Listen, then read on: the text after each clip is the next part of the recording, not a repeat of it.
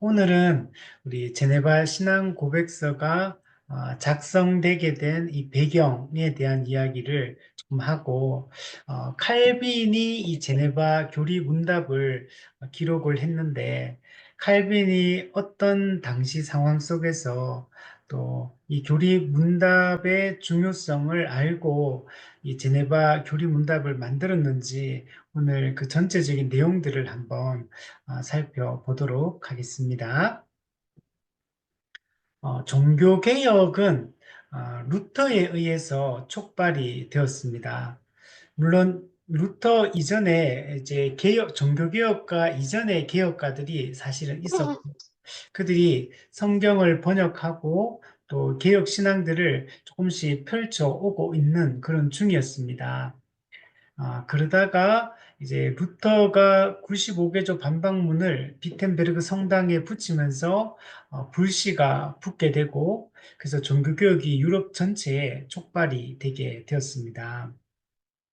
근데 종교개혁은 쉽게 이야기하면 교회 개혁이다 이렇게 이야기할 수 있고, 또한 교회 개혁을 뛰어넘어서 사회 개혁이다라고 이야기도 할 수 있습니다.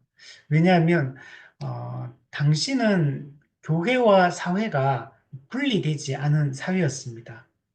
그래서 교회 개혁이 곧 사회 개혁이고, 사회가 개혁되는 게 곧 교회 개혁이고, 그게 곧 종교 개혁이다라고 이야기를 할 수가 있습니다. 루터가 종교개혁 1세대였다면 칼빈은 종교개혁 2세대라고 이야기할 수 있습니다.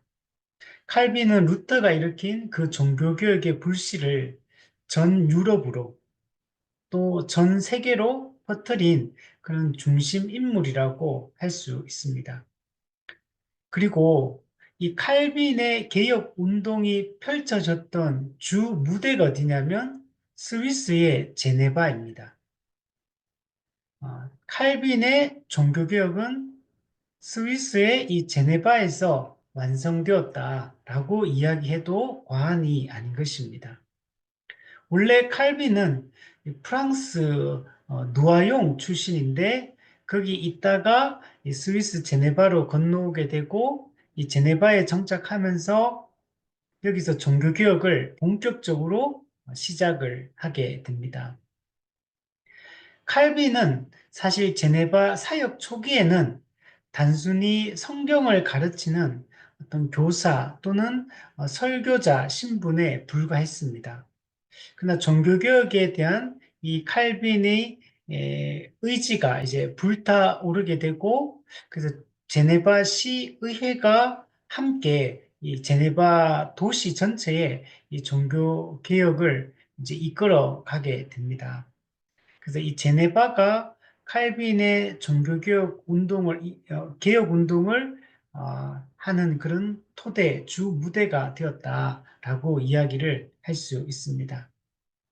그리고 이 제네바는 단지 칼빈의 종교개혁의 무대였을 뿐만 아니고 사실 그 당시 유럽 사회 전체, 그러니까 세계 전체의 그 종교개혁의 이 중심지 역할을 하게 됩니다.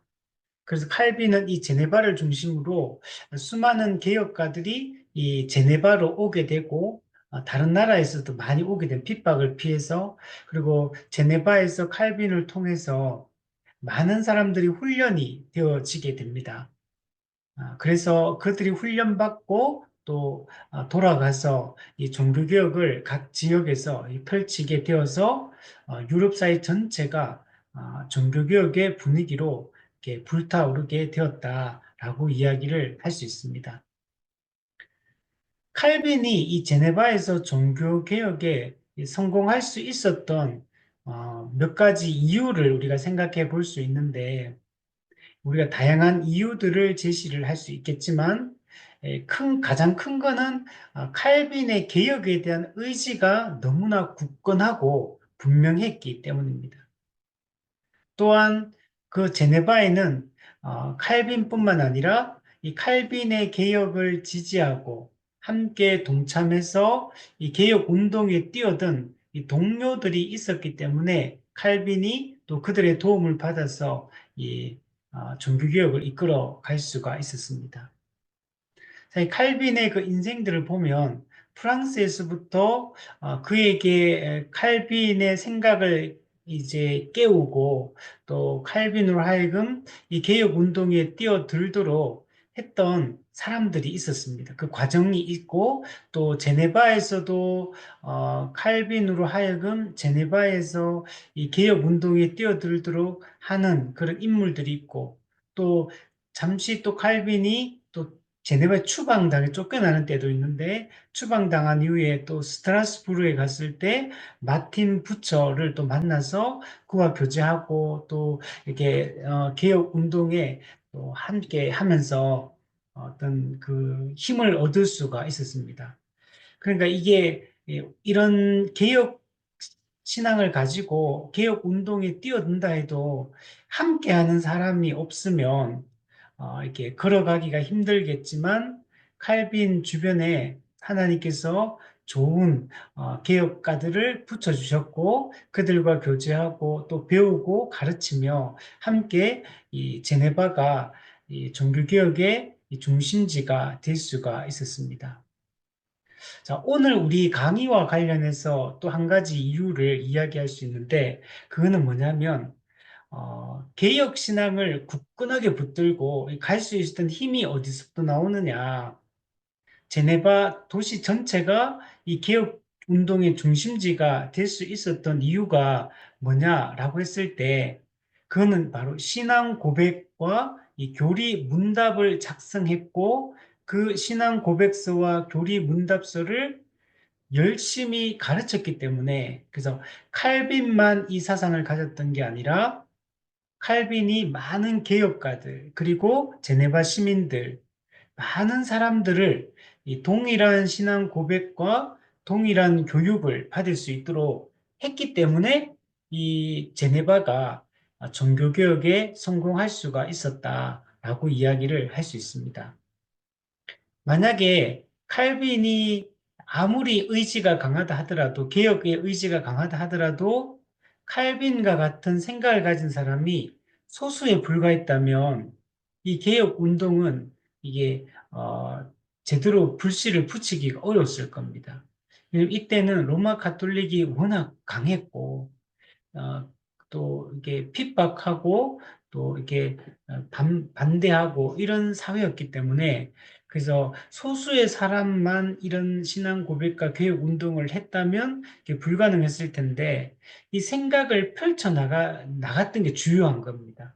그래서 칼빈이 그 중요성을 알고 신앙 고백서를 작성하고 교리 문답서를 작성해서 사람들을 열심히 가르치기 시작한 겁니다. 그래서 일치된 신앙 고백, 그리고 그 신앙 고백의 교육, 이 교리 교육, 이 과정을 통해서 그 제네바 시민들이 또 유럽의 또 개혁가들이 이 같은 생각을 품을 수가 있게 된 겁니다. 당시 제네바 시민뿐만 아니라 많은 사람들이 제네바로 사실 몰려들었습니다. 그래서 아, 그래서 결국 그 몰려든 사람들을 교육하는 중심지로 어린이와 또 목회자들을 교육을 했는데 그때 제네바 아카데미를 만들어서 어린이 과정, 성인 과정 이런 과정들을 통해서 이 올바른 이 성경의 가르침들을 열심히 가르쳤기 때문에 이런 종교개혁이 가능했다라고 이야기를 할 수 있습니다. 그래서 이 부분이 정말 중요한 부분입니다. 동일한 신앙 고백, 통일된 가르침, 우리 예수님과 사도들에 의해서 우리에게 전수되었던 그 올바른 사도적 가르침, 이걸 잘 정리했고 이것을 열심히 가르쳤기 때문에 이 제네바를 중심으로 유럽 사회 전체가 종교 개혁의 불씨로 활활 타오를 수 있게 여러분 되었던 겁니다. 사실 이게 칼빈이 프랑스에 있다가 이제 제네바로 가서 이제 정착하게 되는데 칼빈이 프랑스에서 1536년에 스위스 제네바로 이렇게 가게 됩니다. 근데 칼빈이 이 제네바에 가서 이 개혁 운동을 하게 된 거는 칼빈이 계획했던 거는 아닙니다. 이거는 하나님의 지금 돌이켜 봤을 때 하나님의 섭리였다. 하나님이 칼빈과 같은 이런 인물이 만약 없었다면 종교개혁 사상이 잘 정립이 되지 못했을 수도 있습니다. 칼빈이 가장 중요한 어떻게 보면 그런 역할들, 루터는 그런 포문을 여는 역할을 했다면 그 종교개혁 사상들을 집대성하고 또 이게 핵심적인 진리들을 잘 이렇게 요약하고 작성하고 하는 이런 칼빈의 이런 책을 쓰고 또 그것을 가르치고 하는 이 과정이 없었다면 그리고 교육을 통해서 개혁가들을 길러내지 못했다면 어쩌면 종교개혁이 우리가 이게 결과론적으로 보는 것보다 훨씬 어렵게 진행되었을 수도 있습니다. 그러나 어쨌든 칼빈이 프랑스에서 제네바로 가게 되었어요. 하나님의 뜻 가운데 그의 계획은 아니었지만 가게 됩니다. 칼빈은 원래 프랑스 이제 누아용에 있다가 그 그 어떤 과정을 통해 가지고 스트라스부르는 프랑스하고 독일 그 사이에 있는 지역인데, 그 북부 지역인데, 원래는 이 스트라스부르로 가가 조용히 그냥 책 읽고 책 쓰고 또 이렇게 묵상하고 칼빈은 약간 이게 좀 사색하고 또 정리하고 이런 일을 하려고 칼빈은 생각을 했었어요. 칼빈은 종교개혁에 뛰어들 마음도 사실 딱히 없었거든요. 그냥 칼빈은 그냥 공부하고 사색하고 정리하고 책 쓰고 이런 걸 좋아하는 사람이에요. 그래서 원래 칼빈은 그런 거 하고 싶었는데 그래서 스트라스부르로 조용히 가서 이제 그렇게 하려고 했는데 근데 전쟁이 일어나게 됩니다. 전쟁이 일어나서 이 스트라스부르로 이렇게 곧바로 직진해서 갈 수가 없게 된 겁니다.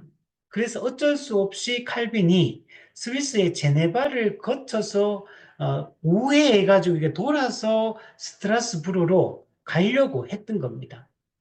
그래서 이 스트라스부르 과정 중에 제네바에 잠시 들리게 되었는데 그 제네바에는 그게 누가 있었냐면 기욤 파렐이라는 개혁가가 있었습니다. 그래서 이 기욤 파렐이 당시 제네바에서 이 종교개혁 운동을 이렇게 이끌고 있었는데 근데 이 기욤 파렐이 칼빈이 제네바에 왔다라는 이야기를 듣게 됩니다. 칼빈이 바로 직전에 고전에 이 기독교 강요 이 초판을 사실 썼거든요. 그래서 그리고 파렐은 칼빈이 쓴 기독교 강요를 읽었고 내용이 너무 좋은 거예요. 이 개혁 신앙을 이렇게 너무나 잘 담아내고 있고 이제 이랬던 겁니다. 그래서 이 기욤 파렐이 칼빈이 제네바에 왔다는 소문을 듣고 급히 칼빈을 찾아가게 됩니다. 그리고 칼빈에게 이 제네바에 남아서 함께 개혁 운동을 여기서 펼치자라고 간청을 하게 됩니다. 당시 칼빈의 나이가 27세입니다. 이게 젊은 어떻게 보면 신학도에 이제 불과했는데, 그러나 이제 물론 그때 그 기독교 강요를 이미 쓴 상태입니다. 근데 파렐은 이 칼빈이 젊은 사람이지만 그러나 정말 엄청난 이 탁월함을 가지고 있다는 걸 그 발견하게 된 거예요. 이게, 더 훨씬 더 자기도 개혁가고 자기도 가르치는 사람이지만 자신하고는 비교되지 않는 그런 탁월함을 가진 신학자고 또 이렇게 또 성격적으로도 아주 친밀한 그런 사람이거든요. 그래서 이 칼빈이 이 제네바 이 개혁 운동을 이끌 수 있는 적임자다 이런 생각을 하게 됩니다. 근데 칼빈 같은 경우는 아까도 얘기했지만 칼빈은 자기가 하고 싶은 게 있었거든. 칼빈은 이렇게 막 전면에 나서서 막 이렇게 활동적으로 싸우고 막 이렇게 하는 종교개혁 운동을 이끌고 막 그 사람들을 이렇게 움직이고 이런 것에 별로 관심이 없는 사람. 칼빈은 그냥 조용하고 성격이 또 그냥 책 읽고 사색하고 정리하고 이런 거 좋아하는 사람인데, 근데 기욤 파렐은 이제 적극적으로 칼빈을 되게 함께 할 것을 요청했고, 그러나 칼빈은 이 처음에 거절을 하게 됩니다. 그런데 이 파렐이 놓아주질 않습니다. 끝까지 물러서지 않고 칼빈에게 도와달라고 이렇게 간청을 하게 됩니다. 그때 파렐이 이 간청할 때 만약에 당신이 끝까지 내 간청을 거절하면 하나님이 저주하실 것이다. 이렇게 막 위협하면서 아주 강하게 칼빈을 권면을 하게 됩니다.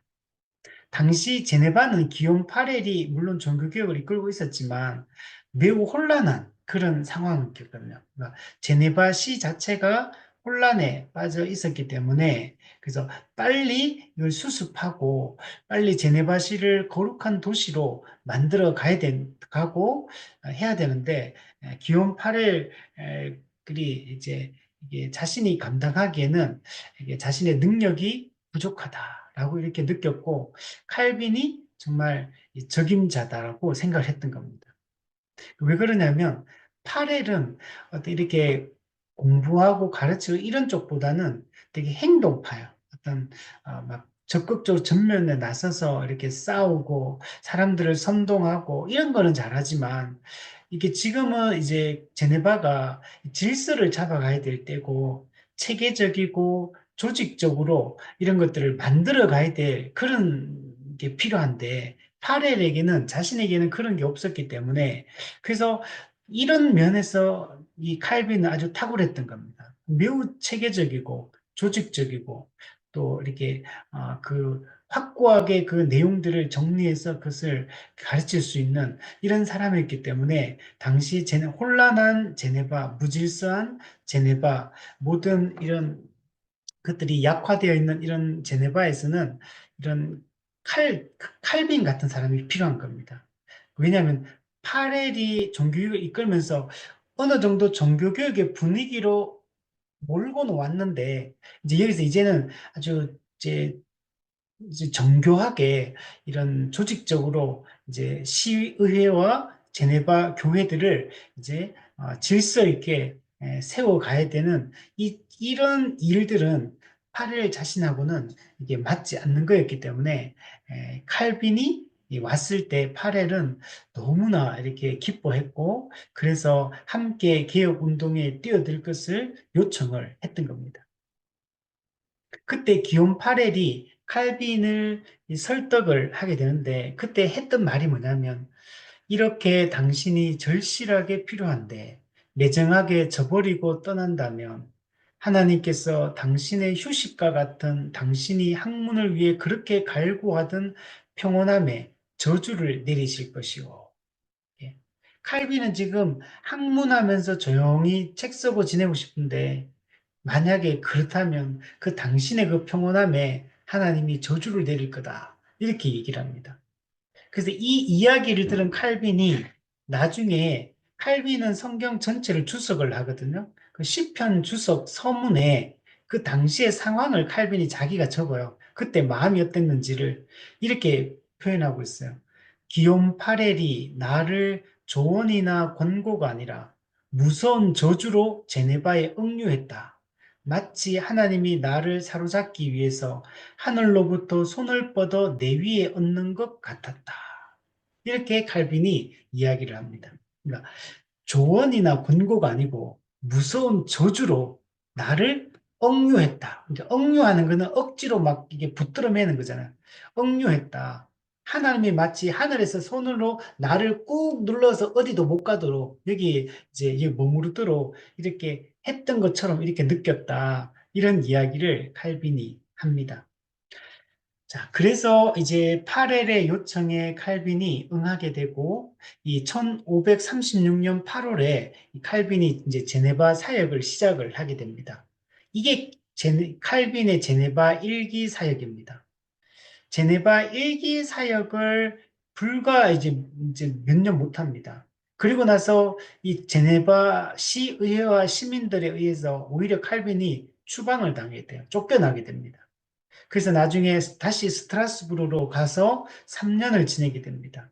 그리고 그런데 3년이 지나는 동안에 이 제네바는 완전 엉망진창이 됩니다.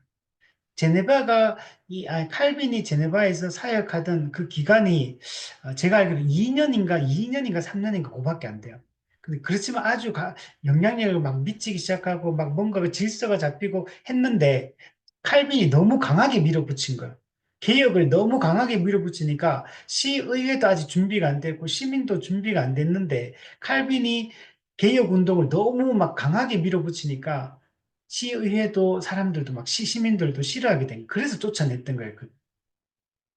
그래서 대신에 3년 동안 스트라스부르에서 마틴 부처 개혁가와 함께 지내면서 아주 행복한 시간을 보내게 됩니다. 그러나 그때 그 기간이 3년인데 3년 동안 제네바는 엉망진창이 되어버립니다.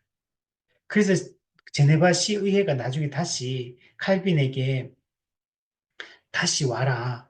다시 와서 개혁 운동을 이끌어 달라. 제네바 시를 사회개혁, 교회개혁을 주도해 달라. 이렇게 요청을 하게 되고, 그래서 칼빈이 다시 돌아가서 제네바에서 제2기 제네바 사역을 하게 되는 겁니다. 자, 어쨌든 이런 과정을 통해 이제 칼빈이 이제 제네바 사역을 하게 되는데, 우선은 이 일기 사역에 대한 얘기를 조금 더 해보도록 할게요. 자, 1536년에 칼빈이 제네바에 도착해서 이제 일기 사역이 시작이 되는데, 칼빈이 제네바에 딱 와보니까 뭔가 정비된 게 없는 것. 질서도 없고, 뭐 체계화된 것도 없고, 너무나 무질서하고 혼란스럽고, 이게 당시의 제네바시의 분위기였습니다. 제네바 교회의 분위기였습니다. 그 당시에 기욤 파렐이 먼저 제네바에서 이 개혁 운동을 펼치면서 또 엄청난 투쟁을 하긴 했어요. 그 제네바에도 로마 가톨릭의 주교가 머물고 있었거든요. 근데 기욤 파렐이 이 로마 가톨릭의 주교를 제네바에서 쫓아냅니다. 사실 이것만 해도 엄청 큰 일을 한 거예요. 그래서 이 쫓아내서 이제는 이 개혁파가 다스리는 이 도시로 만들어가면 돼요. 물론 아직도 로마 가톨릭을 추종하는 사람들이 아직 많이 있습니다. 없는 건 아니에요. 그러나 그 주교가 쫓겨나면서 이제 주도권은 이 개혁파, 개혁 신앙을 가진 사람들에게 이렇게 넘어오게 된 겁니다. 그래서 기욤 파렐이 주교를 쫓아내고 개혁 운동을 막 펼쳐가는 과정이었는데, 근데 그게 생각만큼 쉽지가 않은 겁니다. 워낙 오랫동안 로마 가톨릭 영향을 받아왔었고 여전히 로마 가톨릭을 추종하는 사람들도 남아있는 상태에서 물론 또 개혁 운동을 종교개혁을 지지하는 사람들도 제네바에는 많이 있지만 그러나 아직도 여전히 이 로마 가톨릭과 이 개혁파 사이에 이 갈등이 있고 아직은 이 주도권이 넘어오기는 왔는데 뭔가 제대로 된 일을 못하고 있는 제대로 제네바시를 변화시키지 못하고 있는 이런 상태였던 겁니다.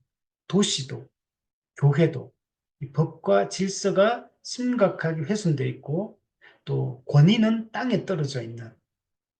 예.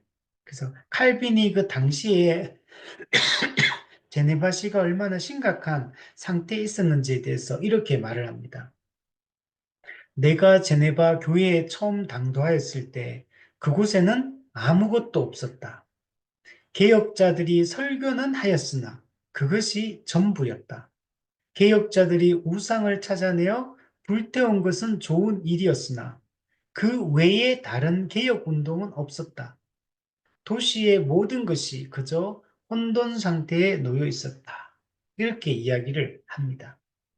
그러니까 분명히 주교를 쫓아내고 제네바 교회가 이제는 개혁 교회로서 나아가기 시작했어요. 그리고 그 설교자들, 기욤 파레일과 같은 설교자들이 이제 개혁 신앙을 이제 외치기 시작했어요. 근데 거기서 이제 끝나는 거. 우상을 쫓아내고 불태우긴 했지만 이제 거기서 한 발짝 더 치밀하게 더 이제 아주 이렇게 체계적으로 종교개혁 운동을 하나하나씩 그 구습을 타파하고 새로운 이 질서들을 차근차근 하나씩 하나씩 그 모든 면에서 만들어 가야 되는데 이런 데는 손도 못 대고 있는. 그러니까 저는 요 상태가 약간 조금 느낌은 오더라고요.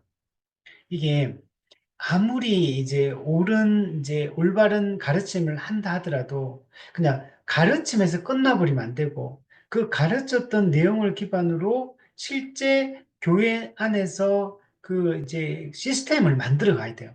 이게 정말 제대로 된 질서를 만들어 가는 게 되게 중요하거든요. 그냥 가르침에서 끝난다. 이렇게 돼버리면 설교에서 끝난다 이러면 조직이 갖춰지지 않으면 그 제대로 된 개혁신앙이 뿌리까지 견고하게 튼튼하게 내리지를 못하는 것들을 볼 수 있거든. 그래서 지금 제네바가 딱 그 상태예요.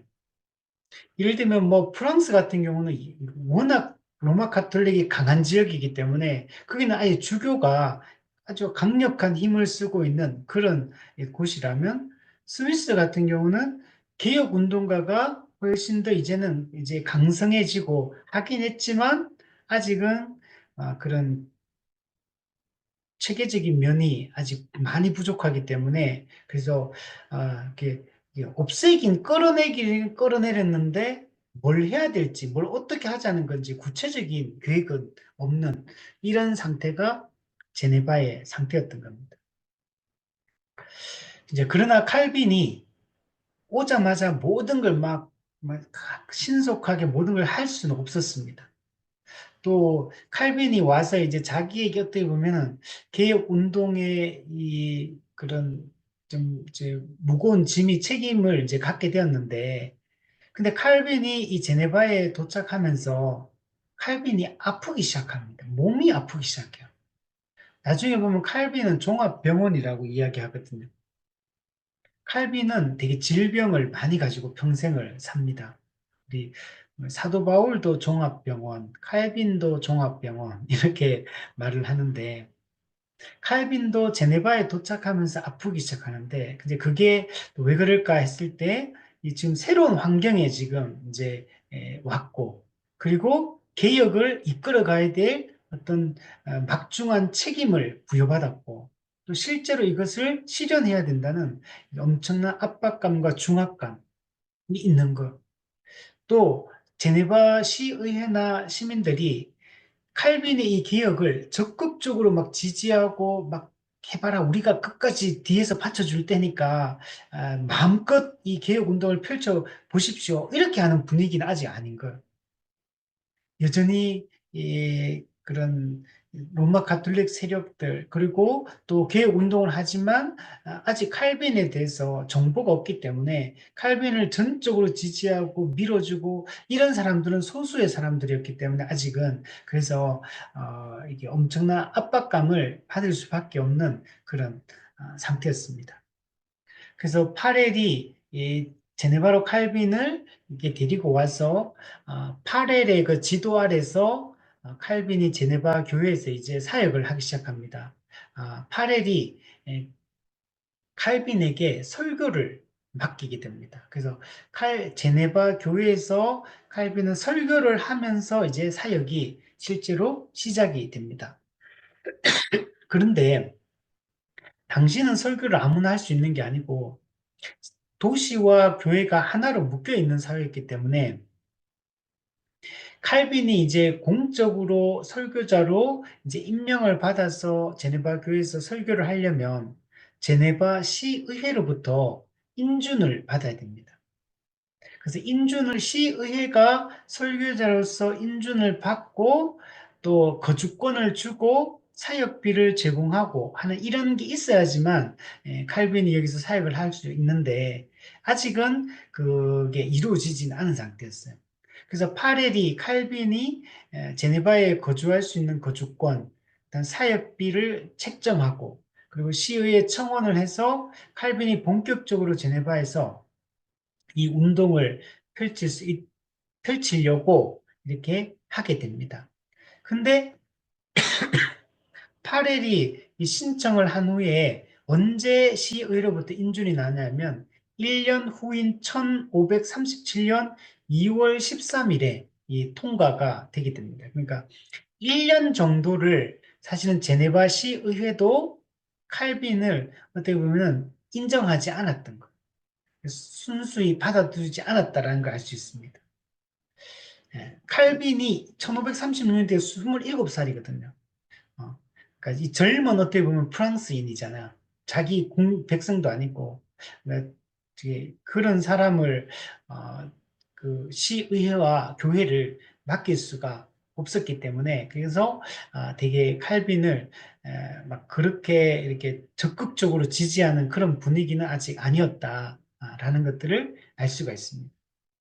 이런 분위기였기 때문에 제네바에서 칼빈이 살아갈 때 실제로 생활 자체가 되게 궁핍하고 가난한 이런 생활을 칼빈이 하게 됩니다. 그러나 칼빈은 아무런 불평을 하지 않았습니다. 그리고 칼빈은 그 제네바에 있는 동안에 정말 열정적으로 설교하고 또 자신이 할 일들에 오직 거기에만 전적으로 전념해서 일을 했습니다. 칼빈이 이렇게 꾸준히 이렇게 정말 진심을 다해서 성실하게 이렇게 설교를 하고 이렇게 하니까 이제 제네바 시민들, 제네바 교회 성도들이 이제 그들이 감동을 받게 되고 이제 칼빈이 점차적으로 제네바 시에서 이제 영향력을 확대해 나가고 그를 인정하는 이런 분위기들이 만들어지게 됩니다.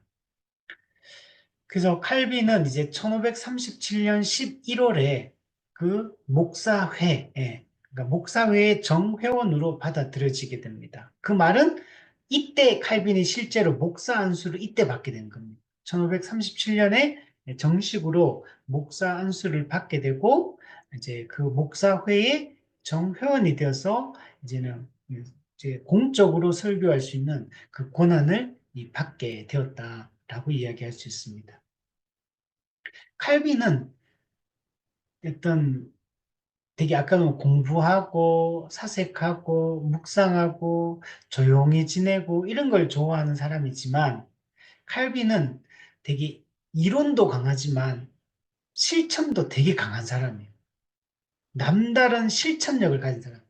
되게 꼼꼼하고 아주 치밀하고 아주 체계적이고 조직적인 이런 성격의 소유자입니다.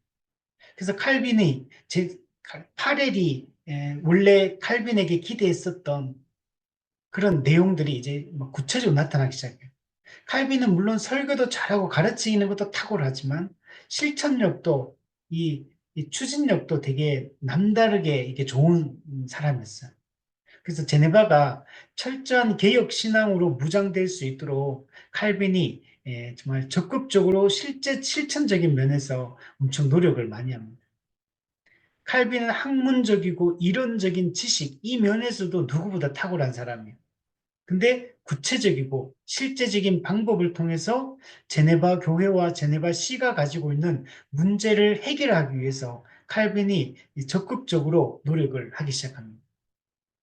칼빈은 추진력이 대단한 사람이에요. 앞서 얘기했듯이 지금 제1기 제네바 사역하다가 결국에는 이게 2년인가 3년 만에 쫓겨나게 되는데 근데 이 기간에 얼마나 추진력이 센지 막 되게 강력한 걸 제시하면서 제네바 시 전체 시민들에게 이걸 요구를 하게 됩니다. 칼빈은 그러니까 성격적으로는 조용할지 몰라도 좀 열정 있는 열정적 신앙을 가진 이런 사람이었다라고 이렇게 말 수 있습니다. 칼빈은 자신이 하나님의 말씀에 철저히 순종하는 사람이었고 열정적 신앙의 그런 소유자였다라고 말할 수 있습니다.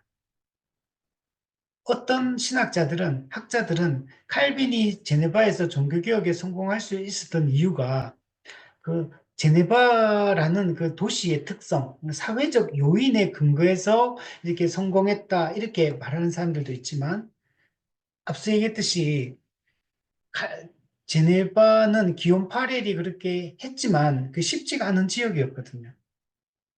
그러니까 그만큼 여전히 로마 가톨릭의 잔재가 많이 남아 있고 또 개혁 신앙을 이게 반대하는 이런 목소들이 있었기 때문에 그리고 충분히 시민들도 교회도 여기에 막 개혁신앙에 불타오르는 이런 상태는 아니었기 때문에 절대로 사회적 요인에 의해서 칼빈이 제네바에서 종교개혁을 성공할 수 있었다. 이렇게 보는 것은 무리가 있다.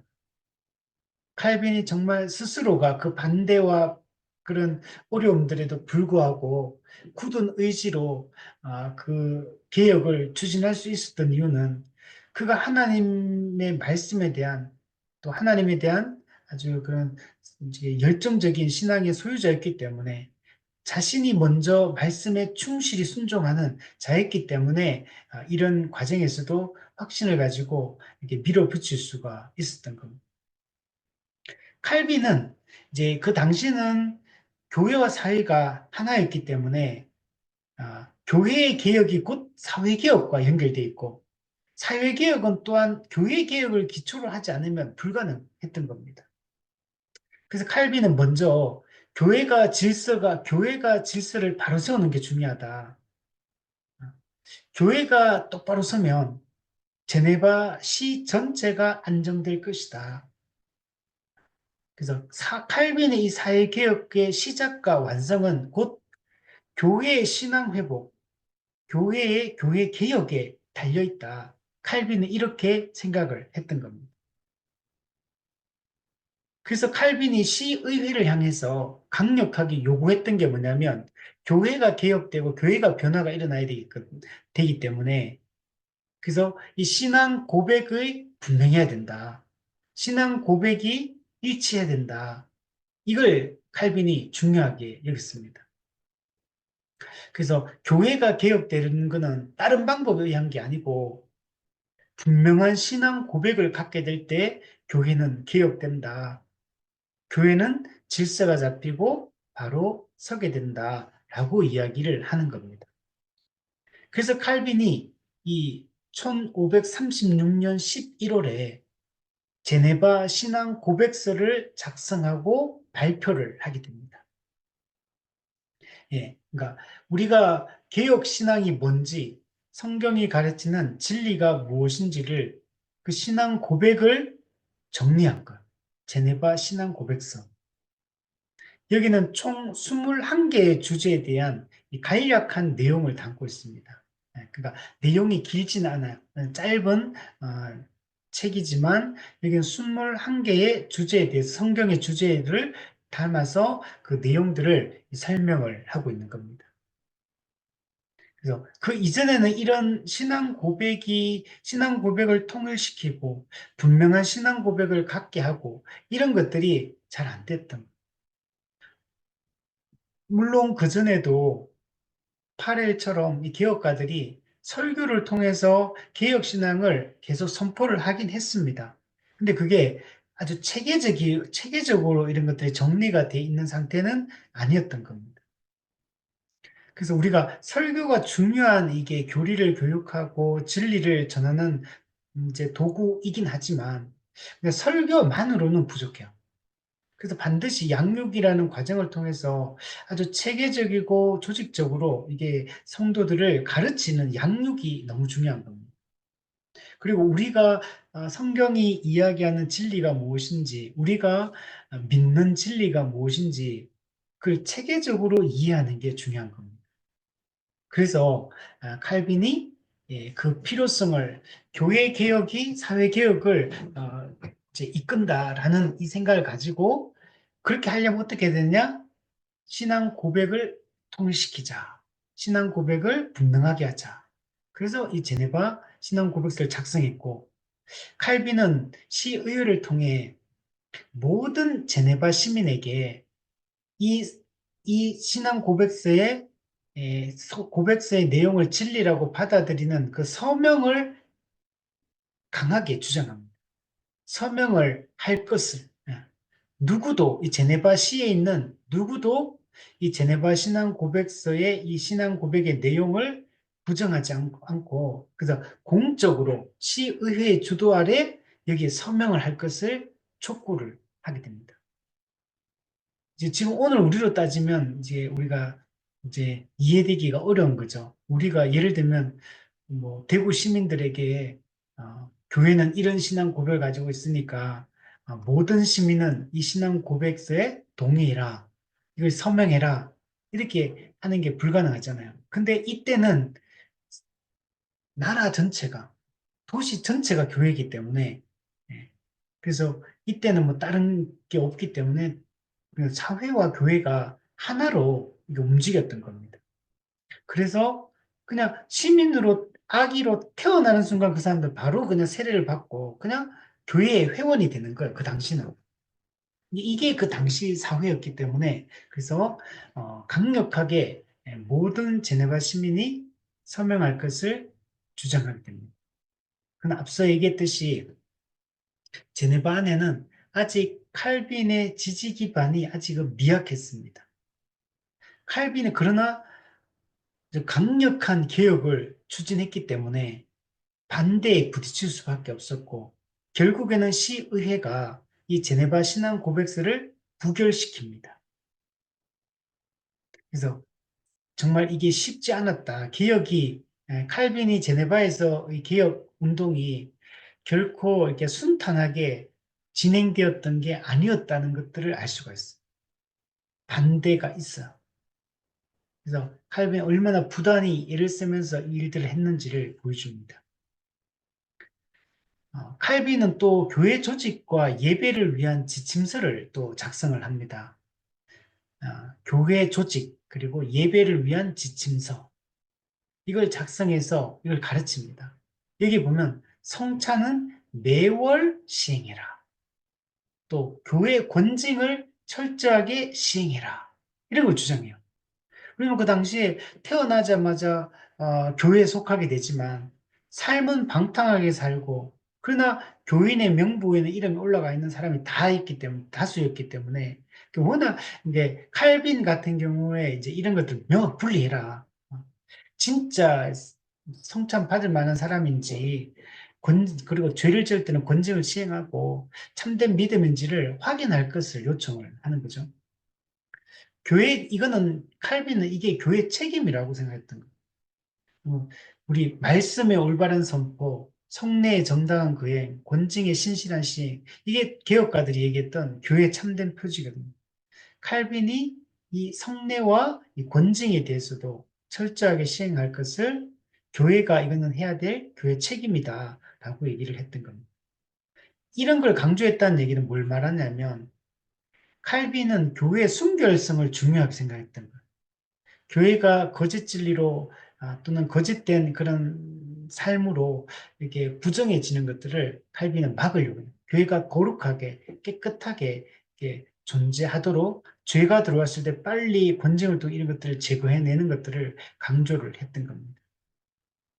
근데 이게 이제 원래는 성찬을 매월 이제 거행할 걸 요구를 했는데, 근데 나중에 수정이 조금 시의회와 이게 논의 과정에서 수정이 이루어져서 성찬은 1년에 4번 시행한다. 이렇게 수정을 해가지고 이 교회 조직과 예배를 위한 지침서가 통과가 되게 됩니다. 그리고 또 칼빈은 또 뭘 주장하느냐면 기독교 강요 1536년에 초판이 이제 발행이 되는데 이 기독교 강요의 내용을 짧게 초판의 내용을 짧게 요약한 교리 문답서를 만들어서 제네바 시민들을 가르치자. 이걸 또 시의회에 제안을 하게 됩니다. 그래서 이런 교리 교육 분명한 신앙 고백을 할 수 있도록 하기 위해서 이 기독교 강요를 요약한 교리 문답서를 열심히 가르치자. 이런 제안을 칼빈이 하게 됩니다.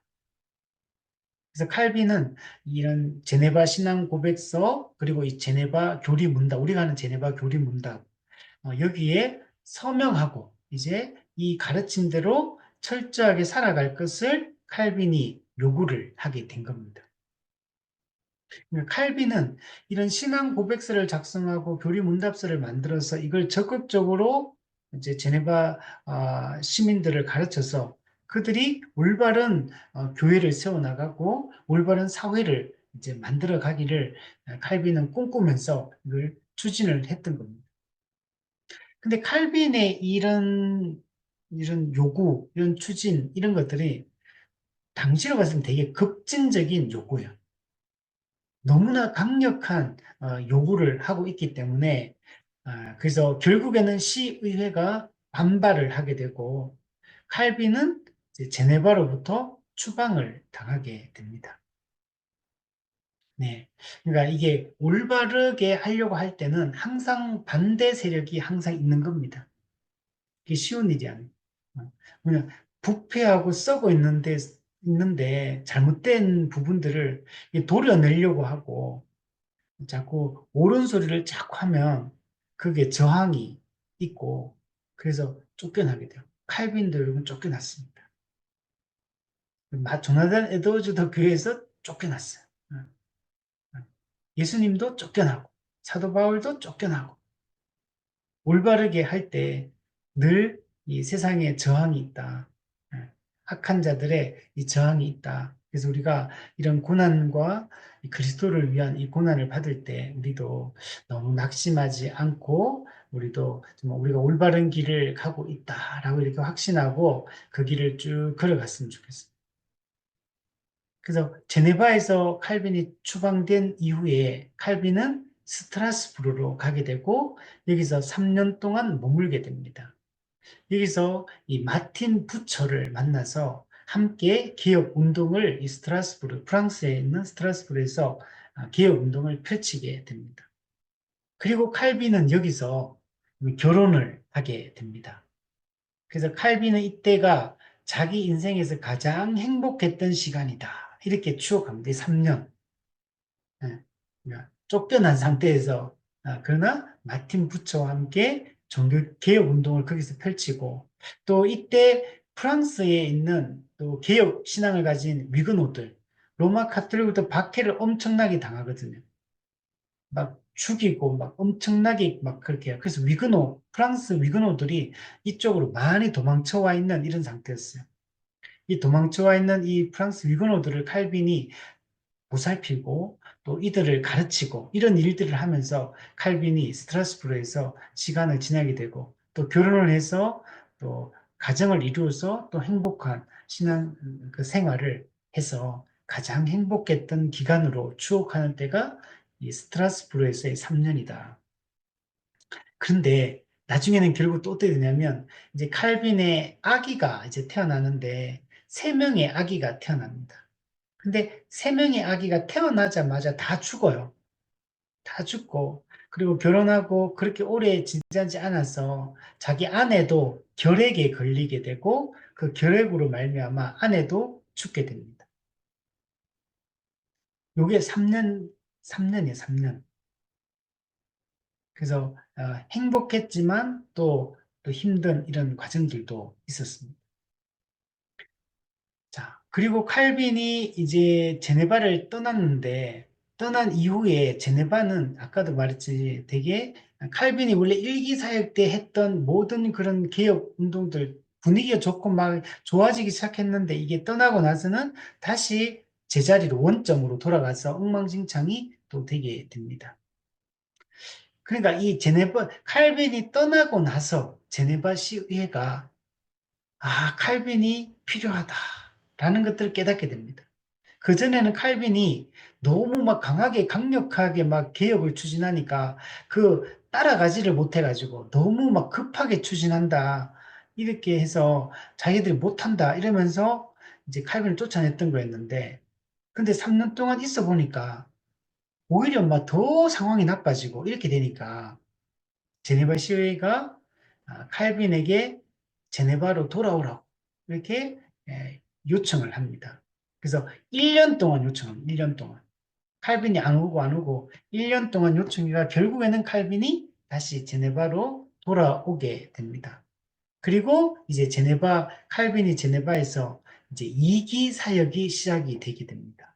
그러니까 어떻게 보면 1기 때는 그때도 물론 개혁 운동을 열심히 펼쳤지만 2기가 칼빈의 가장 어떻게 보면 절정기 개혁 운동을 펼친 시기라고 할 수 있고 본격적인 이제 개혁 운동이 제네바에 펼쳐지게 되고 그리고 제네바 개혁이 실제적으로 이제 성취가 되게 됩니다. 그래서 이때 제네바는 그 유럽 사회 전체에서 이 개혁의 가장 강력한 중심지 역할을 하게 됩니다. 칼빈은 음, 교회가 순결하고 거룩하게 되는 걸 되게 중요하게 여기는데 그렇게 되기 위해서는 아까 신앙 고백서, 뭐 교리문답서를 만들어서 그들 가르치는 게 중요하다고 했잖아요. 이 가르칠 때 특히 자녀 교육, 우리 다음 세대 교육, 신자의 어린아이들 교육 여기에 아주 칼빈이 신경을 많이 썼습니다. 그래서 신앙의 개요, 신앙의 핵심적인 이 내용들을 짧게 정리하고 요약해가지고 이 자녀 교육을 하자, 신앙 교육을 자녀들에게 하자는 걸 이게 역설하게 되고, 그래서 1542년 어린이를 위한 교리 문답서가 만들어지고 매주일마다 이 교회에서 시에서 이렇게 어린이 교리 교육을 했다는 걸 알 수가 있습니다.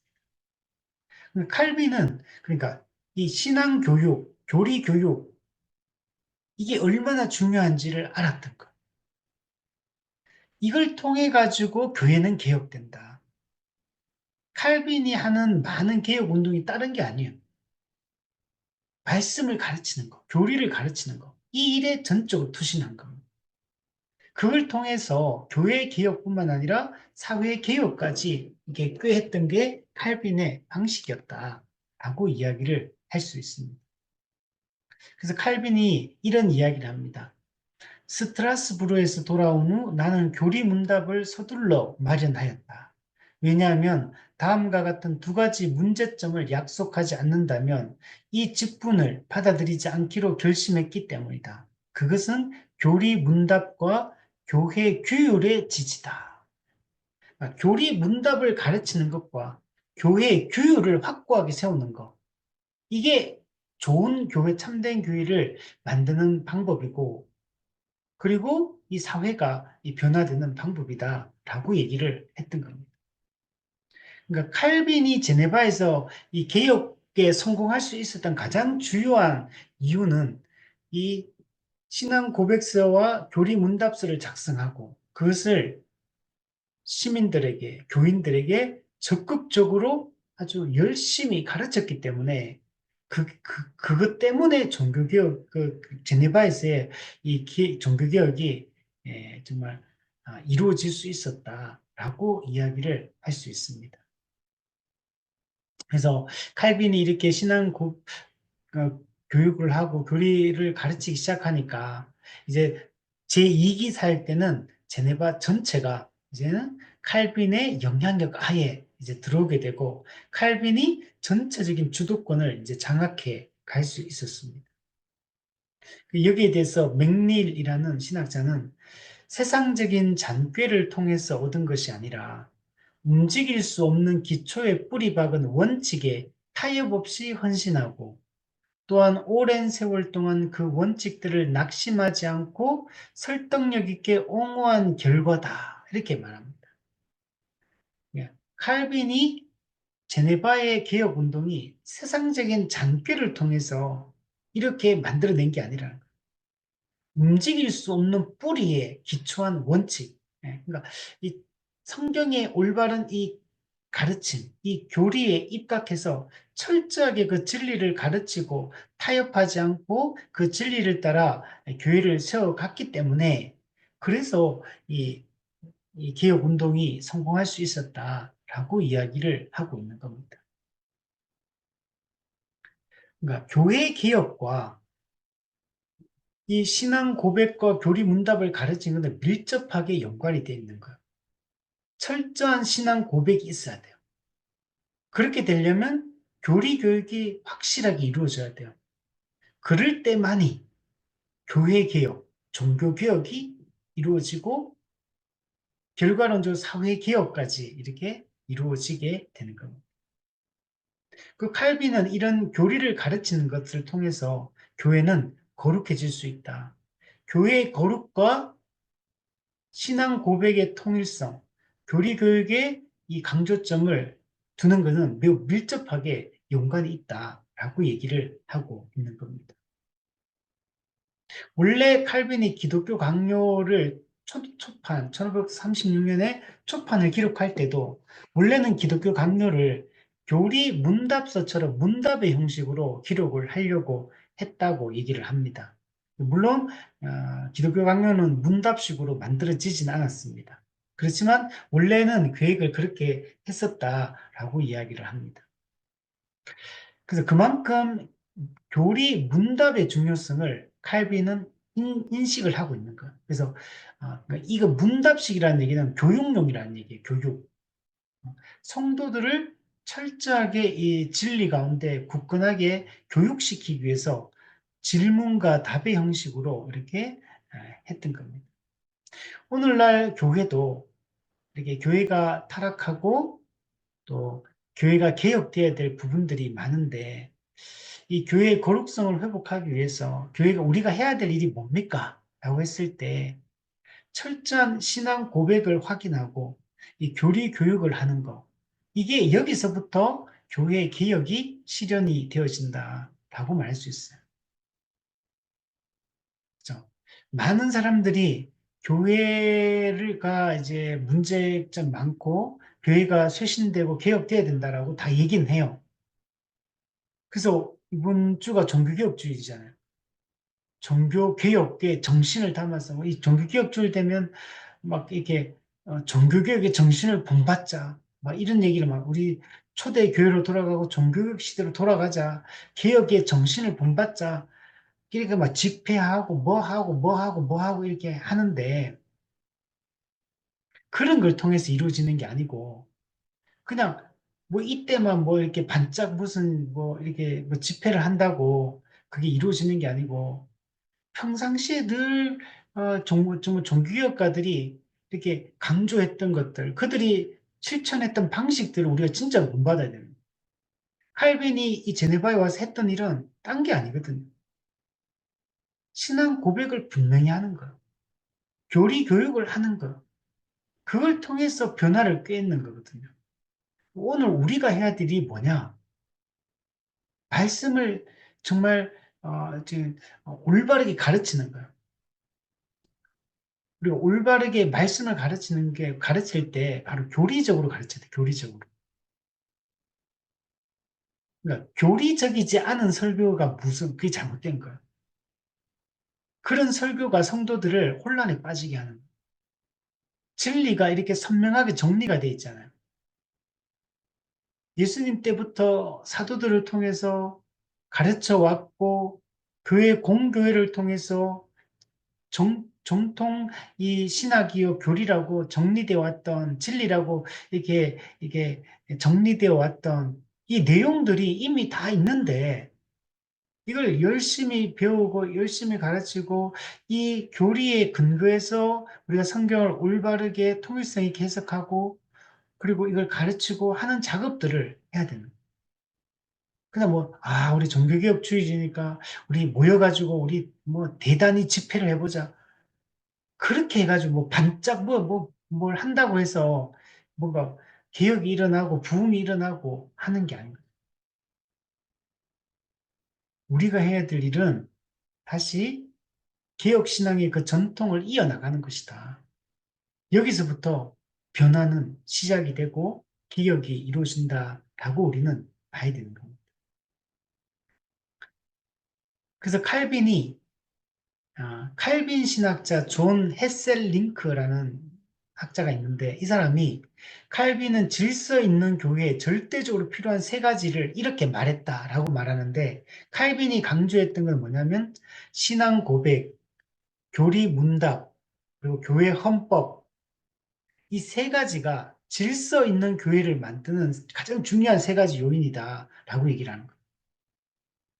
신앙 고백의 내용이 분명해야 돼요. 그리고 그걸 교리 문답, 그리고 문답식으로 사람들을 철저하게 가르쳐야 돼. 차근차근 꼼꼼하게 가르쳐야 돼.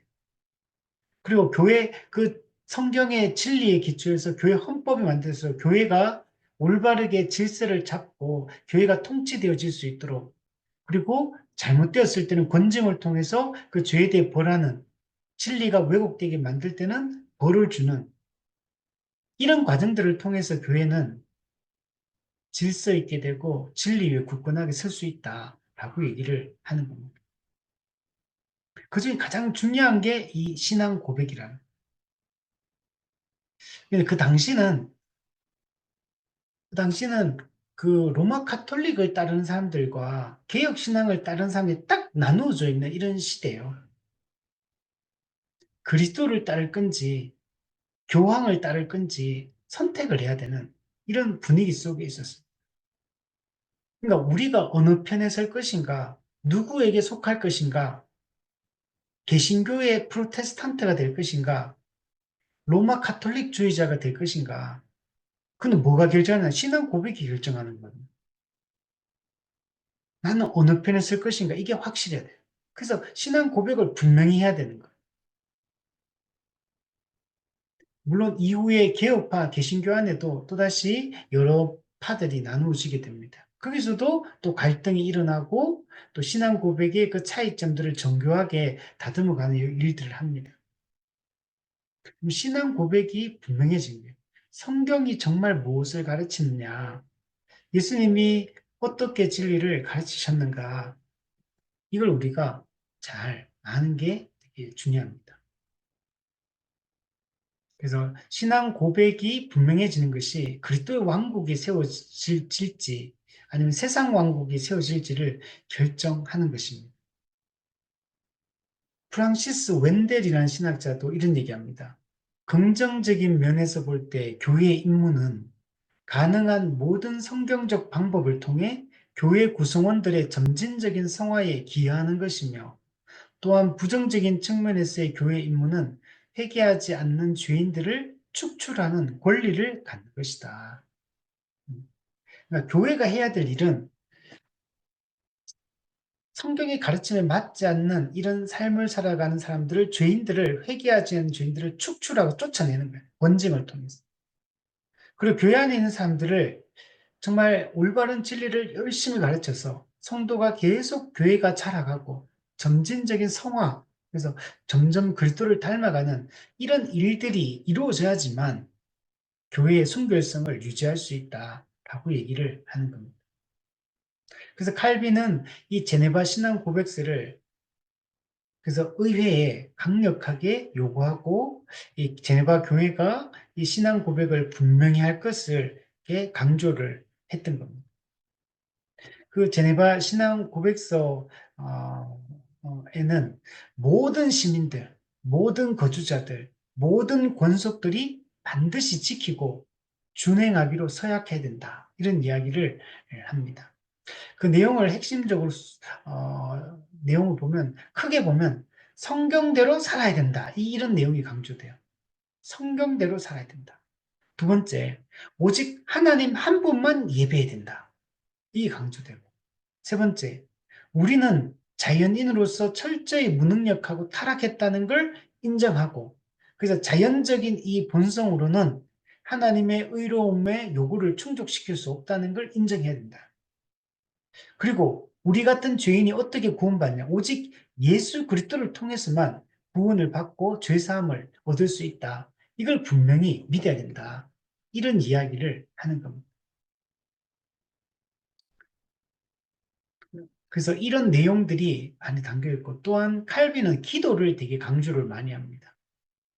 그 교리 이 문답 신앙고백서에도 기독교 강요에도 보면 이 기도에 대한 가르침이 이게 항상 들어가 있다는 걸 알 수가 있어요.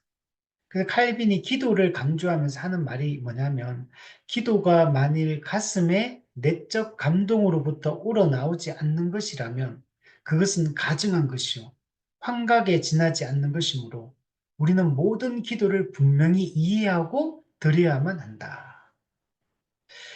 기도가 성령께 주시는 내적 감동으로부터 기도가 우러나와야 된다. 그렇지 않으면 가증한 기도에 불과하다. 그래서 우리가 기도를 중요시 여기고 또 칼빈은 로마 가톨릭에서 주장하는 어떤 성지순례, 수도원 제도, 음식을 이렇게 거룩한 그릇 구별하는 거 결혼을 금지시키고 이렇게 하잖아요. 신부들하고 수녀들의 결혼 금지, 고해성사 이런 것이 전부 다 타락한 사탄의 교리다. 이렇게 저주를 합니다. 우리가 지금 그 이제 성지순례 같은 말도 우리가 이제 조금 오해를 하는데 성지라는 건 없습니다. 성지순례라는 말은 잘못된 말이에요. 성경의 땅을 우리가 가보는 거지 성지, 거룩한 땅이 있는 건 아니에요. 그래서 우리가 성지순례라는 말을 이게 쓰지 않는 게 좋습니다. 성경의 땅을 우리가 그 성경의 배경이 되는 땅을 보러 가는 거지. 그 환경이나 지형이나 어떤 뭐 도로나 기후나 어떤 환경이나 이런 걸 보면서 아, 성경이 기록된 배경이 되는 땅이 이런 모습이구나. 이런 걸 그냥 보러 가는 거지. 우리가 뭐 이게 이슬람교가 성지순례, 뭐 유대교가 성지순례, 기독교가 성지순례 뭐 이런 게 아니라는 거예요. 그럼 성지라는 건 없어요. 모든 땅이 거룩한 땅이지 하나님이 통치하는 모든 영역이 다 거룩한 땅이고 또 하나님의 그런 통치의 영역이지 무슨 이스라엘 땅이 성지 이런 게 아니라는 거예요. 그냥 성경의 배경이 되는 땅 순례 이렇게 이해를 해야 되는 거예요. 그래서 칼빈도 이런 것들을 매우 이렇게 이걸 약간 성지순례 이런 것들 우상시하거든요. 그렇기 때문에 이런 것들을 칼빈은 철저하게 이게 타락한 교리다. 그 저주를 했습니다. 또 칼빈은 이 권징을 아까도 말했지만 엄청 중요하게 합니다. 교회 거룩성을 유지하기 위해서는 권징이 반드시 필요하다. 지켜내는 말씀, 권징. 예. 그래서 신앙 고백서의 출교, 교회로부터 쫓아내는 거. 한 성도의 교제로부터 쫓아내는 이 출교의 중요성을 아주 많이 강조를 합니다. 오늘날에는 교회가 권징을 하지 않는 시대도 교회가 성도가 죄를 짓고 성도 개인이 또는 교회적으로 죄를 지어도 그 죄를 끊어내지 못해요. 근데 그 죄를 방치하고 그 죄를 용인하고 벌을 주지 않고 책망을 하지 않으니까 그 죄를 지어도 문제가 안 된다고 성도들이 생각을 하게 되죠. 근데 성경에도 왜 참된 교회의 표지를 이 권징의 신실한 시행을 이야기하듯이 칼빈이 이 권징의 중요성을 많이 강조합니다. 그 이유에 대해서 사악한 자들이 우리 주님의 선하심과 명예를 더럽히는 저주받을 행동을 하지 못하게 하기 위함이며 자만심에 빠질지라도 그들이 회개하도록 돌아서게 하기 위해서 이 권징을 한다. 이렇게 이야기를 합니다. 자, 그리고 어, 성도들이 교회가 사역자니까 전임 이제 이게 말씀사에게 하는 이제 목사직을 얘기하겠죠. 사역자들에게 순종할 것을 아주 중요하게 여깁니다. 그럼 어, 그 가르치는 자의 그 가르침에 순종하는 게 매우 중요합니다. 예, 로마 카톨릭처럼 기독교는 목사, 장로, 집사가 계급제가 아니에요. 계급이 아닙니다. 어, 그렇지만 이 가르치는 자는 하나님을 대리해서 하나님의 뜻을 전하는 역할을 하기 때문에 그 목회자를 통해 선포되는 그 말씀이 만약 성경에서 위배된다면 그거는 우리가 따를 필요가 없고 순종하면 안 되죠. 그러나 성경의 가르침에 위배되지 않을 때는 하나님이 세우신 그 질서를 따라 그 목회자의 가르침에 순종하는 것이 중요하다고 칼빈은 이야기합니다. 또한 교회는 국가의 권세에 순종하는 것이 중요하다라는 얘기합니다. 이거는 뭘 얘기하냐면 교회와 국가와의 관계를 이야기하는 거예요. 하나님이 국가도 이제 제도를 만드셨고 교회라는 제도도 하나님이 만드신 거예요. 그래서 교회는 교회의 기능과 역할이 있고 국가는 국가의 기능과 역할이 있는 거예요. 그래서 성경에도 위에 있는 권세에 순종하고 복종하라고 얘기를 하는 거죠. 위에 있는 총독이나 권세자들에게 순종해라. 위에 인간에 세운 모든 제도를 주를 위하여 순종하라. 라고 얘기하죠. 그래서 우리가 국가의 권세자들에게 순종하는 게 매우 중요합니다. 국가가 국가에게 주어진 권한을 사용하고 하나님이 국가를 세운 목적을 따라서 그 역할을 수행할 때 교회는 마땅히 그 국가의 통치 행위에 순종을 해야 됩니다. 또한 교회도 교회의 영적인 기능이 있거든요. 국가는 교회가 그 영적인 기능을 수행할 때 교회를 보호하고 교회를 지지해야 될 책임이 국가에게도 있습니다.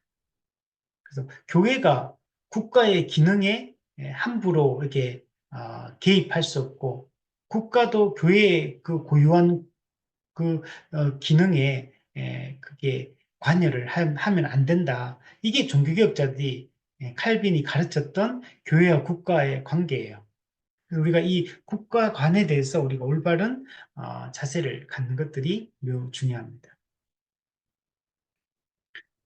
어, 칼빈이 그러니까 이제 다시 한번 좀 정리해 보면 칼빈이 제일 먼저 이제 그 제네바 신앙 고백서를 만들어서 시의회에 제출했는데 시의회가 그걸 거부했습니다. 그렇지만 칼빈은 신앙 고백과 교리 문답의 중요성을 포기하지 않고 그래서 다시 그 신앙 제네바 신앙 고백서를 보강을 해가지고 다시 이게 내놓게 되는데 그게 이제 교리 문답의 형태로 내놓게 된 겁니다.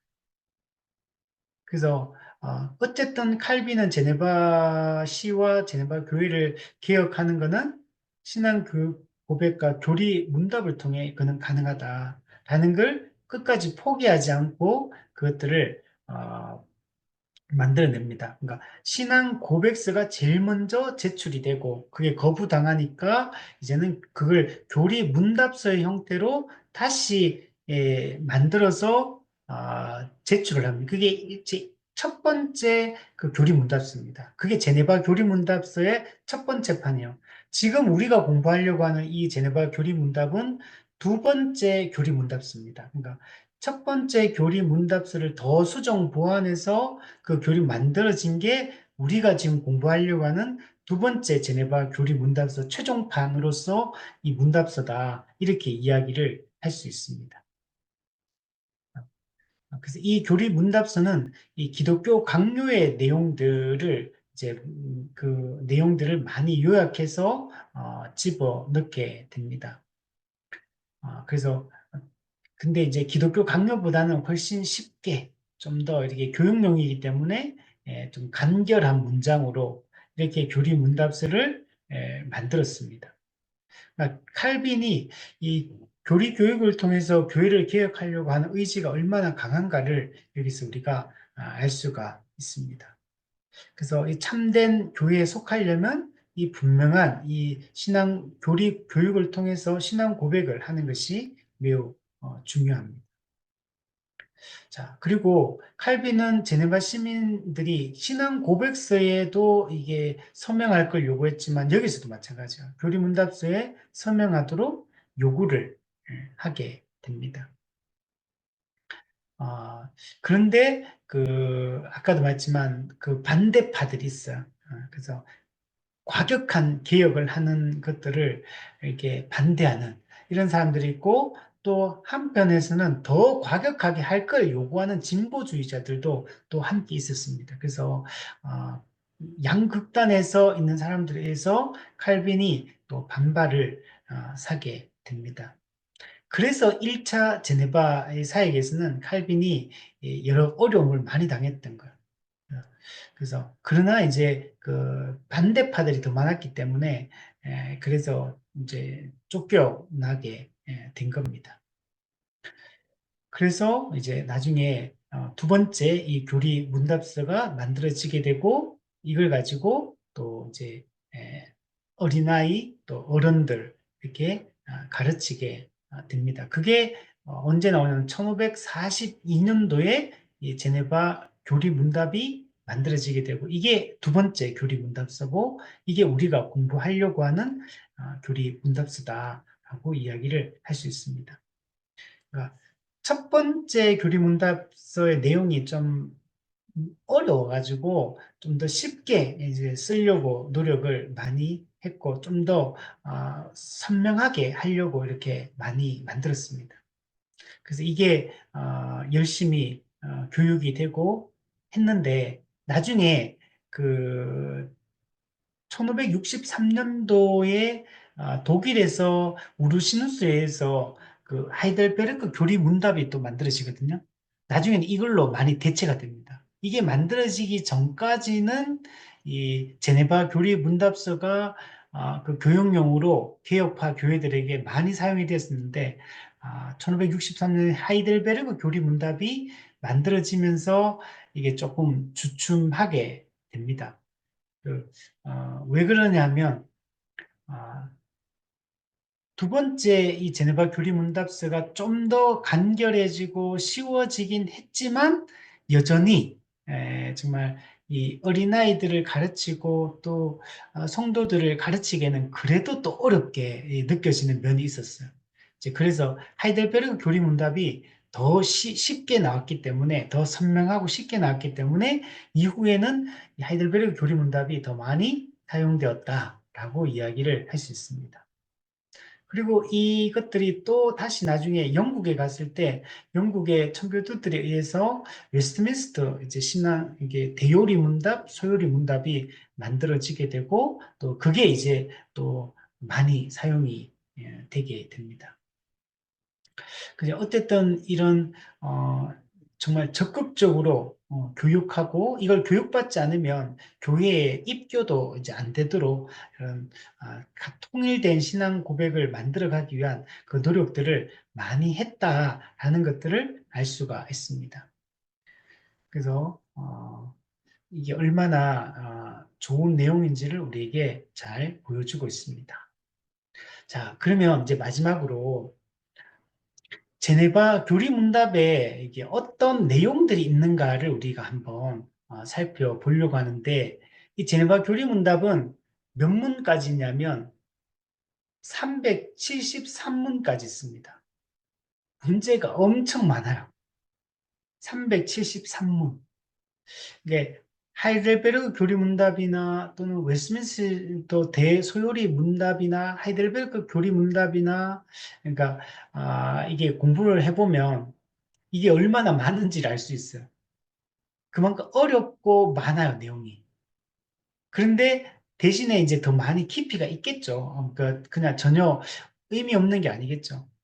예를 들면 하이델베르크나 소요리 문답가는 107문까지 있고 하이델베르크 교리 문답이 제가 정확히 기억이 안 나는데 127문인가 한 그 정도가 있고 또 어른용으로 가르치는 대요리 문답 같은 경우는 175문까지인가 제가 정확하지는 않습니다. 하여튼 뭐 그 정도의 그 문답으로 구성이 되어 있는데 거기에 비해서 이 제네바 교리 문답은 373문까지 있으니까 문답이 진짜 길게 돼 있죠. 근데 이제 또 실제로 내용에 들어가서 보면 문답이 좀 짧은 것들도 많아요. 그래서 되게 다른 책들은 좀 내용이 뭐 한 문답에 그 답이 좀 양이 많다면 이 제네바 교리 문답은 문답의 내용이 답이 짧은 게 되게 많아요. 짧은 게. 그 또 특이한 거는 다른 문답과 다르게 다른 문답 같은 경우는 질문이 좀 간단한 편이 간단한 게 많아요. 좀 간단한 질문에 답이 조금 길게 되어 있고 이런 형식으로 되어 있는 게 많다면 이 제네바 교리 문답은 질문이 길고 답은 짧고 이렇게 되어 있는 게 많아요. 그래서 이런 거 뭐 어떤 내용이 이런 게 있는데 이게 맞습니까? 답은 맞습니다. 이렇게 되는 거예요. 그러니까 이제 질문 속에 그 핵심 진리 내용이 다 담겨 있는 거. 그리고 이것을 믿습니까? 네, 믿습니다. 뭐 이런 식으로 돼 있는 것들이 많이 있어가지고 좀 특이하다 이런 생각이 듭니다. 자, 어쨌든 간에 1문부터 373문까지 있다. 그리고 크게 이 제네바 교리문답은 네 가지 큰 주제를 가지고 있습니다. 첫 번째는 1문부터 130문까지는 믿음에 관하여, 믿음에 관한 걸 얘기하고, 131문부터 232문까지는 율법에 관하여, 그리고 233문에서 295문까지는 기도에 관하여, 그리고 296문부터 373문까지는 성례에 관하여. 크게 믿음, 율법, 기도, 성례, 이 큰 이제 그 타이틀 제목이 이렇게 적혀 있더라고요. 근데 이제 그 세부 내용에 들어가면은 믿음에 관해서 핵심적인 것은 사도신경에 대한 이야기가 나와요. 사도신경의 내용들이 우리 믿음에 대한 내용을 예, 이루고 있다라는 걸 볼 수 있고, 율법에 관하여 여기는 율법에 대한 기본 내용들을 얘기하면서 주로 많이 다루는 게 십계명을 다루고 있습니다. 그러니까 첫 번째 믿음은 사도신경, 율법에 관한 것은 이 십계명을, 물론 십계명만 다루는 건 아닙니다. 그 다른 내용들도 이제 이 내용이 나옵니다. 그리고 세 번째는 기도에 관하여, 여기서는 주기도문에 대한 내용이 주된 내용입니다. 그리고 성례에 관하여, 성례에 관하여 여기는 세례, 그다음에 세례 중에 또 유아 세례, 그리고 성찬, 요 내용들이 성례에 관하여에 들어가 있는 이런 내용입니다. 그래서 이런 내용, 그래서 다른 교리 문답하고 조금은 구조가 좀 달라. 조금은 다른 측면이 있습니다.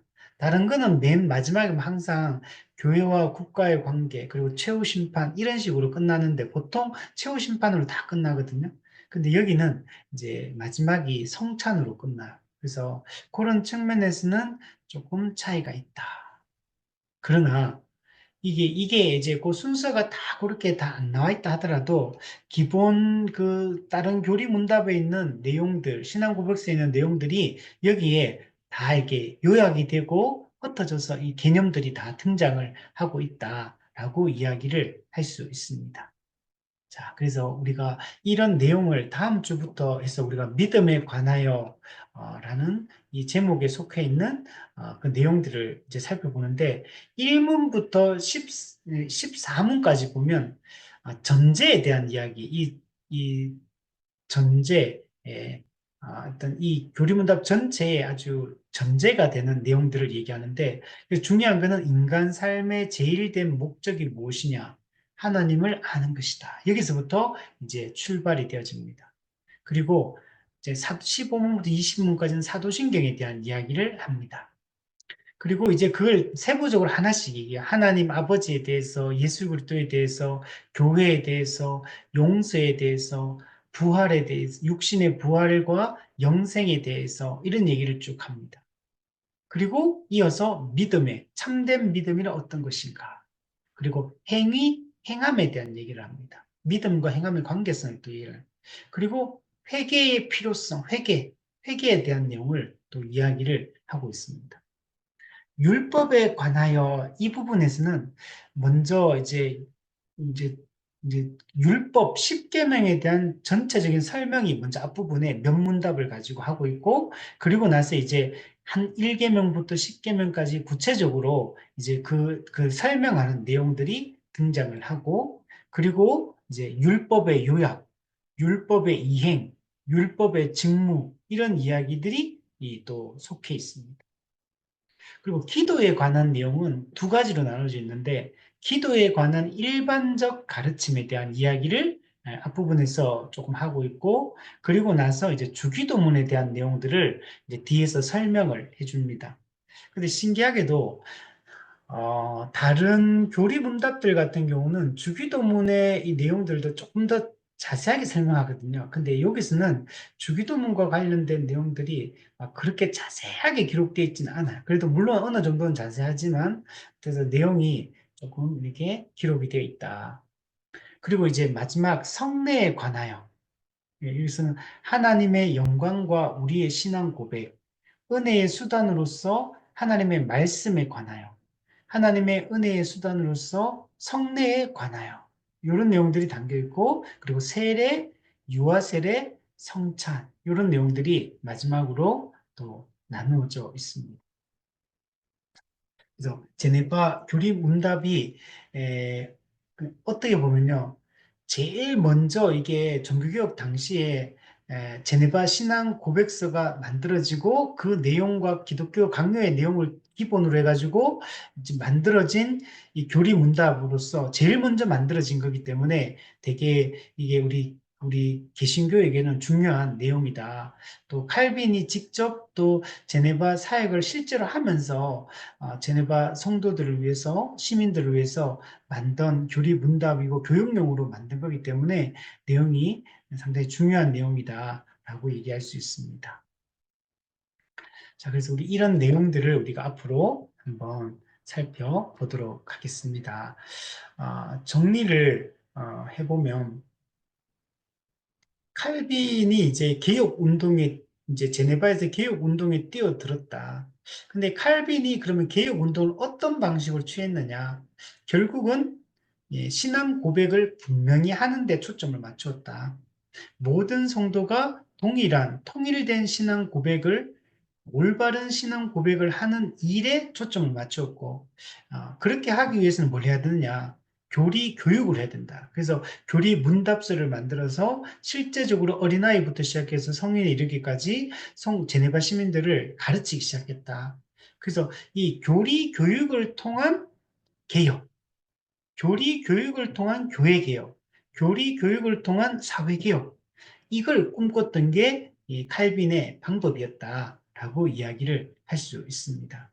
그래서 오늘 우리도 우리가 해야 될 일이 뭐냐라고 했을 때 교회를 개혁하기 위해서 어떤 일을 해야 되느냐. 우리 예를 들면 내일 이번 주에 이제 서울에서 그 광화문에서 그 동성애 악법 저지를 위한 그 반대 운동 이런 집회를 200만 명 기독교인 이렇게 이렇게 해서 하려고 이렇게 준비하고 있거든요. 이제 이런 거 하는데 그래서 저는 이제 그런 측면에서 이제 일정 부분 동의되는 부분도 있고 또 동의되지 않는 부분들도 있어요. 있는데 어쨌든 근데 제가 생각할 때는 이게 좋은 의도를 가지고 또 이렇게 하다 하더라도 여기에 에너지를 이렇게 이게 교회를 개혁하기 위해서 사회를 변화시키기 위해서 교회가 해야 될 일이 이런 방식인가라는 건 의문이 들어요. 이게 본질적이고 근본적인 교회 개혁, 사회 개혁을 위한 방법인가라고 했을 때는 저는 좀 동의하기가 좀 어렵다.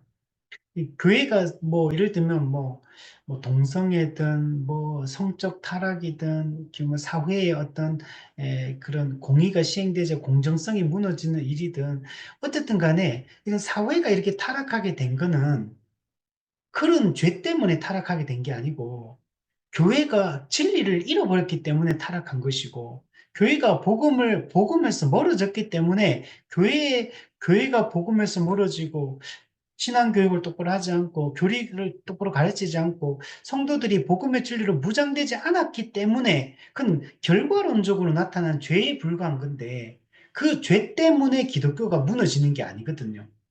기독교가 진리를 잃어버리고 진리에 순종하지 않기 때문에 죄가 들어오는 것이지 그 죄 때문에 기독교가 무너지거나 죄 때문에 교회가 멸망하는 게 아니거든요.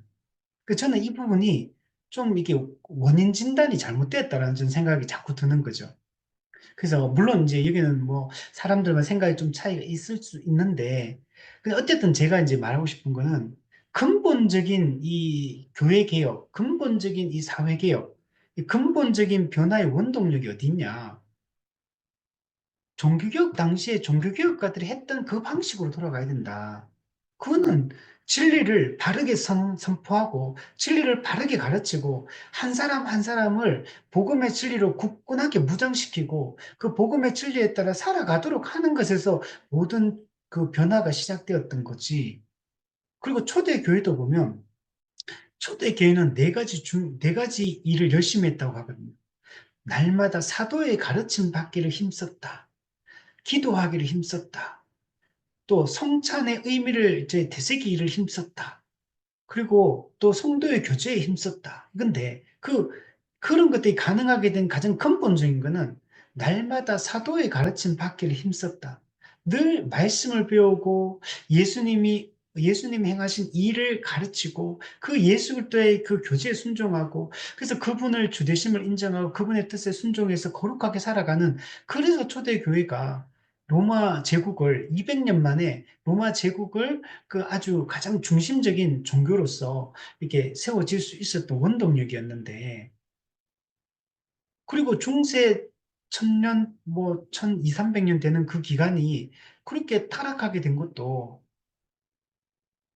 그게 어떤 죄 때문에 타락하게 된 게 아니고 중세가 성경을 번역하지 않고 예배, 미사를 라틴어로 드리고 성경을 제대로 읽지 못하게 하고 성경을 번역하지 않게 하고 하나도 알아듣지도 못하고 성경도 못 읽고 해석도 못하고 아무것도 못하는 진리와 단절시키기 때문에 성경과 단절시켰기 때문에 중세가 그렇게 이 변질되고 타락하게 된 건데 그 종교개혁은 성경을 번역해서 성경을 자국으로 이제 번역해서 그 성경을 읽고 자국으로 된 예배를 드리고 그러면서 성경을 깊이 성경을 진리들을 이게 신앙 고백서와 교리 문답서를 만들어서 가르치고 그 성도들이 깨어나서 그 말씀에 대한 확신, 진리에 대한 확신 가운데 살아갔기 때문에 이 거룩성을 이제 회복할 수 있게 된 건데 오늘 우리가 해야 될 일이 뭔가가 너무 명백하다는 거. 우리는 다시 이 세상을 개혁하기 위해서 세상의 어떤 문제 하나하나를 그게 붙잡고 씨름한다고 그 문제가 해결되는 게 아니라는 거죠. 근본적으로 우리도 칼빈이 했던 방식처럼 신앙 고백을 분명히 하고 교리 문답을 정확하게 가르치고 성경의 그 의미를 정확하게 밝혀서 성도들에게 무엇이 진리고 이 삶의 올바른 이 태도가 뭔지 이런 걸 성경을 통해서 우리가 알아가고 그 말씀을 우리의 삶 속에서 가정에서 사회에서 직장에서 정말 그 속에서 실현해 내기 위해서 힘쓰고 살아가고 이런 과정을 통해서 이 죄가 끊어지고 그 죄로부터 멀어지고 그 죄를 부끄럽게 만들고 죄를 책망하고 이런 일들을 해야 된다는 거예요. 그래서 이 교회의 거룩성을 우리가 회복하기 위해서 또 이 타락한 사회의 이 모든 죄악된 것들을 끊어내기 위해서는 우리가 해야 될 일은 그런 사안 하나하나에 우리가 몰두해가지고 그 문제 자체를 해결하기 위한 그런 것도 물론 필요하다고 저는 생각합니다. 그렇지만 그게 근본적인 방식이 아니다. 우리는 복음으로 돌아가야 되고 이 신앙 고백의 통일성을 이루는데 힘쓰고 한 지역교회가 정말 동일한 신앙 고백을 가진 성도들이 함께 모여서 정말 성경적 교회로 이루고 하나님 나라를 실현하는 삶들을 구체적으로 살아가고 교회가 정말 질서를 잡기 위해서 권징을 시행하고 정말 성찬과 그 의미들을 깊이 되새기며 성도의 교제를 이제 충실하게 하며 살아가는 일에 힘쓰는 게 교회가 정말 개혁되고 사회가 변화되는 중요한 원동력이다. 우리가 이걸 확신했으면 좋겠고 그죠? 이 방법 외에 다른 무슨 방법이 없다. 무슨 비결이 있고 뭔가 그런 식으로 되는 게 아니라는 걸 우리가 알고 우리 가장 근본적인 방식, 가장 본질적인 이 방식으로 우리가 죄와 싸우고 진리를 우리가 실천하는 이 일에 힘쓰는 우리가 되면 좋겠고 우리 제네바 교리문답 공부가 또 우리에게 이런 도전이 되고 또 도움이 되었으면 좋겠다라고 생각이 듭니다. 그래서 우리가 이 세상에서 하나님 백성을 잘 살기 위해서 지금 우리가 해야 될 일이 뭐냐? 다양한 일들 해야겠지만 우리가 교리를 공부하고 배우고 마음에 되새기는 작업들을 열심히 우리가 하는 게 이게 뭐 내 삶과 무슨 상관이 있습니까? 내 직장과 무슨 상관이 있습니까? 이렇게 우리 교회와 무슨 상관이 있습니까? 이렇게 생각될 수 있지만 이게 진짜 근본적인 이 방법이고 이게 대안이다라는 것들을 확신할 수 있었으면 좋겠습니다. 네, 우리 오늘은 여기까지 하도록 하겠습니다.